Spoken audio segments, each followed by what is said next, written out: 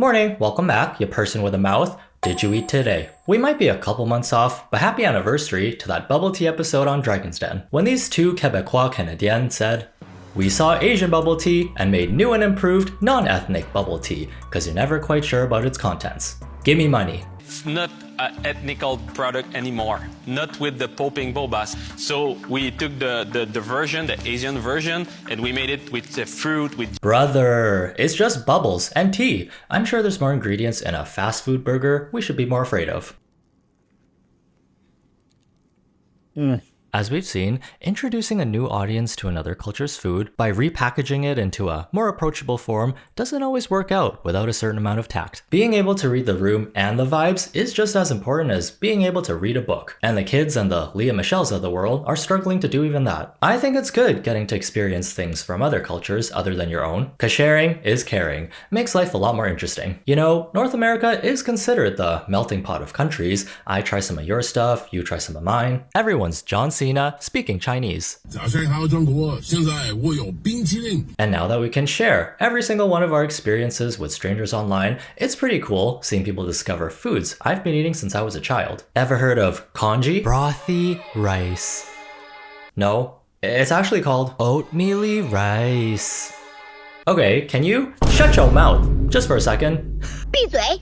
闭嘴！ Common sense isn't so common anymore. It's like trusting someone called the Hamburglar to keep your money safe because he's got a great vibe and makes you laugh. Well, have fun getting bamboozled and dealing with the consequences of your own actions as you stand there speechless thinking, who could have seen this coming? There's a reason why we don't ask just anyone to handle things out of our expertise. Just like there's a reason why people go to professionals with proven track records. Like Morgan & Morgan, they are America's largest injury law firm, fighting for the people for over 35 years. I assume most of you go through life trying your best not to get injured, right? But accidents happen when we least expect them, especially when you get hurt by someone else's negligence. When the entire system seems to be working against you, not having the financials to go against big companies, being lowballed by insurance, getting what you're actually owed isn't easy without some help. Not all law firms are the same. Hire the wrong one, your case might already be cooked before it even starts. Morgan & Morgan has over 1,000 attorneys operating in all 50 states and has won over $30 billion for their clients. They know their stuff. It's like giving yourself the best chance to get the compensation you deserve. Plus, their fee is free unless they win for you. If you're ever injured, you can check out Morgan & Morgan. They will always fight to get their clients the best results. For more information, you can go to forthepeople.com/Edvasian.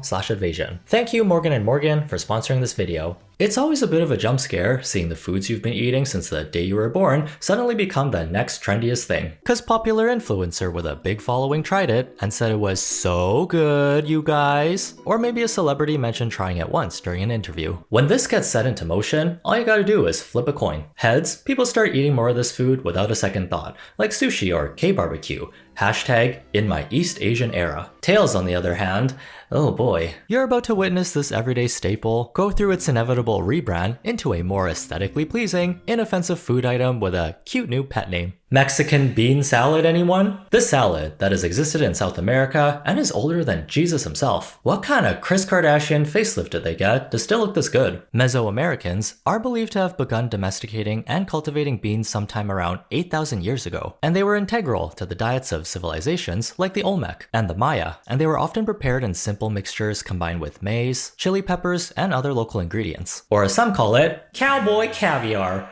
Yeehaw. Cowboy caviar is a bean salad consisting of black-eyed peas lightly pickled in a vinaigrette-style dressing. It's popular as a dip for nachos or other corn chips. A party staple in Texas, where the dish originated from, hence its alternative name, Texas caviar. It's basically a spruced-up version of Mexican bean salad. The name is supposed to be ironic, like it kinda looks like caviar, if you squint, and have 0 to 1 eyeballs. But you know what? Sure. There's no restrictions on who's allowed to eat beans. Just, can someone crack open a window at some point during tonight's dinner party? You guys familiar with Conchas? The classic bakery staple from Mexico that basically looks like if a seashell was reborn into a delicious, sweet, crumbly bread. There's a lot of debate about where they actually came from. Some say it came from European conquerors, others say 17th century French pastry chefs experimented with their brioche recipes with indigenous ingredients. Some believe Conchas can be traced back as far as 800 BCE. But whoever thought of them first, it definitely wasn't one of these seashell donut shops. OMG, they have seashell donuts? This is gonna be great with Starbucks. Hola, amigo! I'll take a dozen seashell donuts, spa water, and some flat tacos. Hashtag Mexican core. Hashtag mommy be careful. So the newest, trendiest food item I've been seeing people make on my timeline is brothy rice. A rice cooked in broth with an exceptional amount of liquid in order to give it a loose, spoonable texture, somewhere between steamed rice and soup. Ooh, people discovered a new food combination and are so excited to share it with everyone as they recreate the viral brothy rice packed with protein. Welcome back to Comfort Foods for episode 4. It had to be the viral brothy rice. I love these. You guys went wild for my viral detox brothy rice, and this is another variation of that recipe. I guess trying the viral brothy rice sounds a lot cuter than trying the viral Asian congee. I'm so nervous, you guys. The name, the influencer accent, treating as if this was something discovered yesterday, had people in the comment section scratching their heads. Brothy rice? Bruh, it's just a soupy wet viand and rice in the Philippines. It's not something new. I almost blew an aneurysm every time I hear the term brothy rice. Can you do a video on tomato saucy noodles? It's literally tomato sauce poured over pasta noodles. So I've just heard about this brothy rice. It's a trend. It's a thing. People are combining broth and rice, and now they're calling it brothy. What the actual? Or they're using like leftover liquids from their chicken and broccoli and then pouring it over and be like, what is this stupid Please don't use brothy rice because that makes so many Asian people see the names of their cultural dishes erased. Well, this viral dish they're making isn't even remotely similar to Asian soups with rice or any other soup-rice combinations from other cultures. Arroz caldoso de pollo, sinigang and rice, curry and rice, the leftover soup from your shin ramyeon you slurp up with rice. Brothy rice is basically some kind of chicken broth on top of a bed of rice, with a few side items to add that Asian flair. Soups to help you live to 100. Today we're making the viral brothy rice, a centuries-old restorative soup with roots in both Chinese and Spanish kitchens. Kinda looks like they regurgitated all the Asian words they learned from 3 days of Duolingo into a bowl. This food is very 谢谢我爱你 한국 사람이에요 신해. Why would I want to live to 100 in this crazy world? Yeah, mixing broth and rice definitely isn't a new trend that came about because of TikTok. So many cultures have been eating rice for almost every meal. It's basically their version of bread. Maybe. Boiled potatoes? I don't know. Normally you wouldn't say I'm eating such and such with rice or yummy saucy soy sauce chickeny rice. You just say, yeah, I'm eating insert dish here, and you just automatically assume rice is the plus one that's always invited to the function. It'll usually be something that's heavily seasoned with strong flavors. Rice acts like a sort of buffer so you don't overwhelm your taste buds. Bro, you know what's killing me about brothy rice being a trendy recipe? It's not even a recipe. Like, it's literally confusing and hurting my brain thinking of the concept of cooking brothy rice for dinner. Like, that's what you're cooking for dinner. It's literally just, what dish are you having? And rice. Every culture knows this. I don't know, for Filipinos, we're having sinigang and rice. You know what I'm saying? We're having kare-kare and rice. We're having dinuguan and rice. Like, the dish you're cooking just happens to have broth in it, but you don't call the whole dish brothy rice. Think about it this way. Like, imagine having pot roast and mashed potatoes and just coming up with a whole arbitrary ass name for having mashed potatoes and pot roast together. A battle between brothy rice and dishes that have existed for centuries is like a fight between two different weight classes. You know what? They can have the name brothy rice. Sure, whatever you want. Aw, bless your heart. Some people compare it to congee, which is a thicker rice porridge type of texture. There's also a Filipino dish called arroz caldo, which is similar. How's my Filipinos accent? I haven't been to the Philippines, but I grew up with a lot of Filipinos. Fun fact, congee originated as a poor man's or famine food, born out of necessity to feed as many as possible using the least amount of rice. Even now, any leftover soup or saucy dish you can mix with a bowl of rice is someone's struggle meal for the day. It's interesting how inexpensive foods Asian people eat all the time is whatever, but it's suddenly so good after being rebranded into viral brothy detox rice. What is this sentence? Anyways, congee is great, especially with a good century egg, which I've seen people try for the first time during their weird food taste test and then proceed to start gagging. As someone who enjoys the taste of century eggs, even I wouldn't be able to eat one whole like this. But you want to know what I would eat? Hard-boiled eggs in a soy sauce bath. Egg number 1 into the shoyu bath. Number 2 in the shoyu bath. Right. I also like putting my foods in liquid baths, my cereal in a milky bath, my granola in a yogurty bath, and my sourdough in a toaster bath. It's not like these are just soy sauce eggs that have existed in East Asia since forever ago. Soft or medium boiled eggs that are peeled and soaked in a soy sauce based marinade, which lets the savory sauce penetrate the whites and lightly season the yolk. Believed to have first come from China, this dish is thought to be as old as soy sauce itself. In Japan, they're known as shoyu tamago and are commonly enjoyed alongside bento boxes and in ramen. Korean mayak eggs and Taiwanese iron eggs have been around for centuries. These soy sauce eggs in a soy saucy bath suddenly went viral because of this creator named Courtney Cook. Her videos consist of her eating foods from other cultures and trying to make them herself. From what I've seen, she seems like a nice lady with a broad palate who appreciates the different flavors the world has to offer. Seen her eat everything from Chinese food, Mexican food, British food, Southern food, and Korean food. Hey, seeing someone pronounce tteokbokki in a Southern accent is a delightful crossover I never thought I'd get to see. Sometimes life gives you double onion cups and you just put your tteokbokki on there and enjoy it.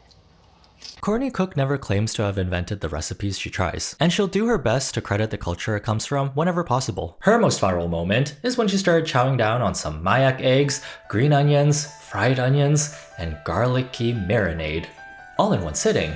I like all different kinds of mayo, but you do need the Japanese mayo for this.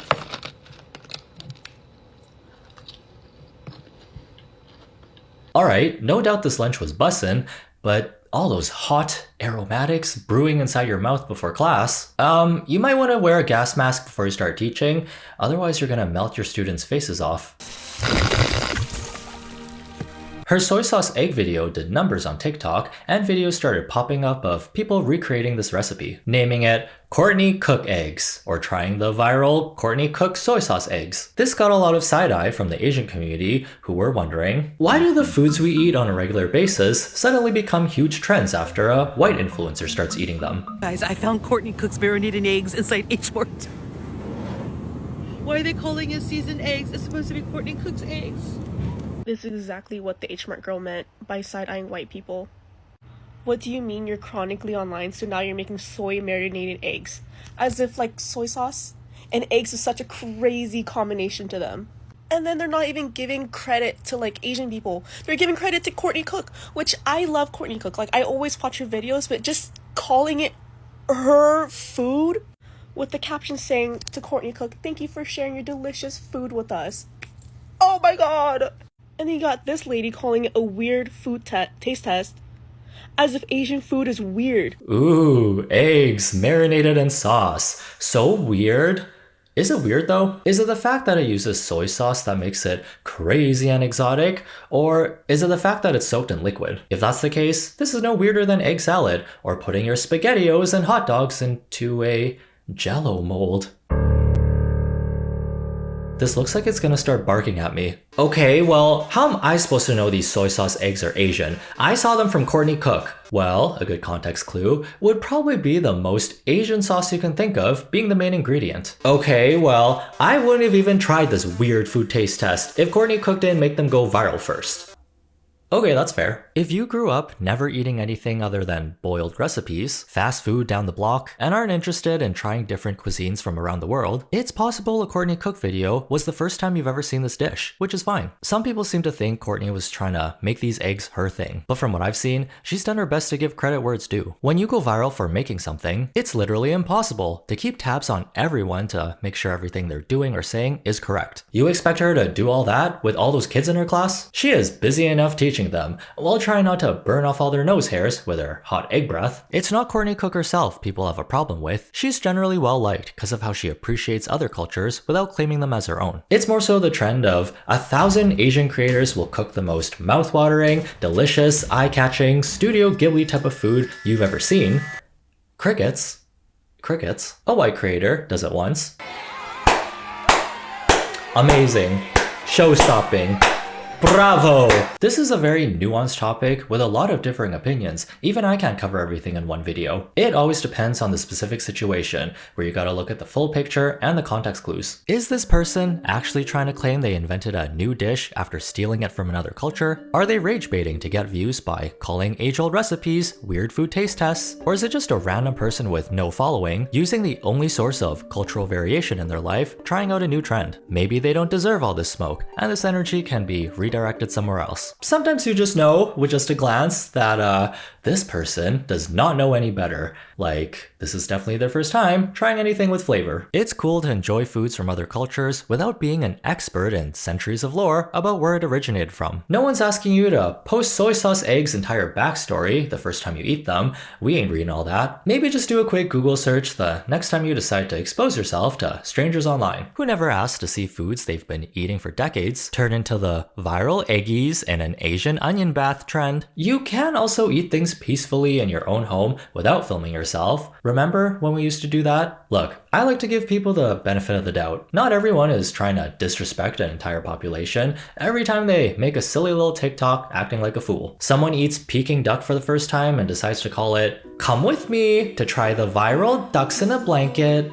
Whatever, no skin off my back. The version they're making probably isn't even as good. Canned duck on some Wonder Bread. I don't know. Hey, learning new things is good. We can all afford to learn more. I'd be dumb more often than I'd like to admit. But listen, expecting every random person on the internet you'll never see in real life to be educated on every single topic, you have more chances at winning the lottery. There's a whole genre of content where people will eat foods from different cultures and then give the craziest cocomelon reactions to farm views. Sure, there's a lot of weird foods out in the world. So many things that I wouldn't even eat as an Asian person. What the hell? One of the reasons why this topic of rebranding foods into quirky new trends got everyone so heated is because a lot of us went through experiences like this. We're just trying to buy groceries for dinner when all of a sudden we hear someone in the next aisle making a weird food scavenger hunt TikTok in the Vietnamese grocery store in Vietnam. Strange things we've found in the Vietnamese grocery store. Yogurt, water. Ew. Shrimp chips. Chicken feet. Doing all this while being a travel influencer who can only make a living by relying on other parts of the world being culturally rich is crazy. There are plenty of things that happen on the internet that aren't always that deep, but sometimes it is. Put a finger down if you ever got to experience bringing your ethnic lunches to school, having all the other kids call it stinky and weird, going home and telling your parents to never make this type of food for you ever again, which you still feel bad about till this day. See? I dumb. I feel so deeply about this because it is a canon event for every single Asian American person or an Asian person just growing up in the Western side of the world for us to bring food for lunch and be bullied for it.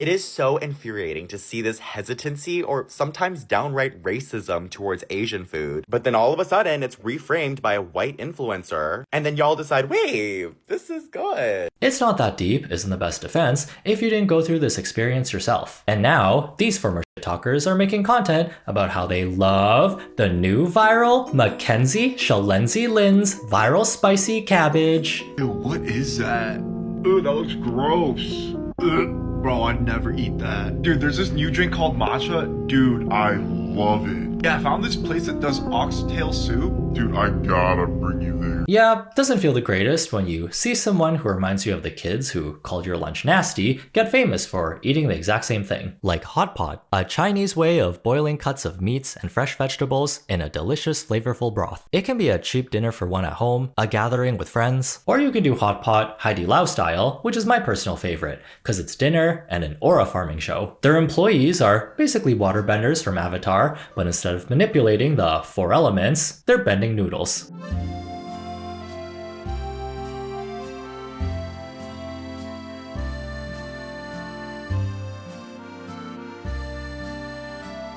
Logan is a food content creator on TikTok with 7 million followers, mostly known for using Asian-inspired recipes to eat an entire cucumber. His content is very fast-paced and straight to the point. Anywhere between 30 seconds to a minute of him cooking something he feels like eating, and well, eating it. Water is what? Generally an uncontroversial and respectful guy who's never claimed he invented the recipes he uses. People really enjoyed watching him make foods from different cultures, particularly Asian ones. You could even say he exposed an entirely new audience to certain types of dishes. It wasn't until his hot pot collaboration that had people questioning his character. Fly by Jing is an Asian food company run by an Asian woman who I believe was a fan of Logan's. He's also used her products in his cooking videos before. Some of this Szechuan oil, grated garlic, and some MSG, obviously. So naturally, the two of them decided to collab and release a product called a hot pot bomb, a dense block of flavor and ingredients meant to be added to boiling water, making any pot into an instant hot pot. You could also get a bundle that comes with a mini electric hot pot and chili oil crisps, making this collab cost anywhere between $25 to $75. If you grew up eating hot pot, you might already be side-eyeing the price point, but hey, that's just regular markups when collabing with a big influencer, nothing out of the ordinary here. It wasn't until his release video where he called his product the very first hot pot bomb that landed him in hot water. Together we made the first ever hot pot bomb. The packaging is really cute. Just as hot as the broth that's gonna come spilling out after adding the soup base last? That's suspicious. That's weird. A lot of Asian creators were quick to point out this kind of product is nothing new. It's a regular old hot pot base, which has existed in Asian supermarkets and in Asian countries for ages, without the expensive influencer markups. Fly by Jing and Logan, you better call your lawyers. There are people out here copying your first ever hot pot bombs. Another complaint is that Logan, a white guy, was the face of the product. And with the specific wording the collab used, it sounded like he was implying this is a new revolutionary product they just came up with, when all you have to do is walk down Chinatown to see hot pot bombs everywhere. Come with me to try the viral Chinese groceries. Feels like this is a marketing situation gone wrong, like an intern forgot to proofread the script before sending it to Logan. I don't think he was trying to take credit as the inventor of all hot pot soup bases, but instead wanted to say Fly by Jing is the first to come up with the label hot pot bomb. So very unfortunate choice of words. That being said, many came out to the collab's defense. Some pointed out that Fly by Jing is still a great Asian woman-led brand worth supporting. Others looked at Logan's overall content and gave him the benefit of the doubt that his collaboration was intended to be cultural appreciation, not appropriation. On paper, this collab does sound promising, assuming the market they're targeting is people who are new to hot pot, or just recently discovered different types of Asian cuisines because of Logan. If you're already a premium tier member at Haidi Lao, probably not for you. In the end, Logan posted a formal apology. The product was discontinued. Now, the only hot pot bomb you can get by Fly by Jing is called a regular hot pot base and costs a much more reasonable $23. Don't think we're getting rid of racism anytime soon, but there is a world out there where we can all appreciate each other despite our differences. Just hope we don't end up in the evil timeline where Pani Puri gets rebranded into extra spicy water balls and guashas are now facelift crystals. Hey, how about we all try eating something new after this video? You guys go out and try some century egg congee, I'll try brothy rice. And tap the like button to respond to that with a yes dad, we will. Have a good day, try not to be dumb, and see you in the next one.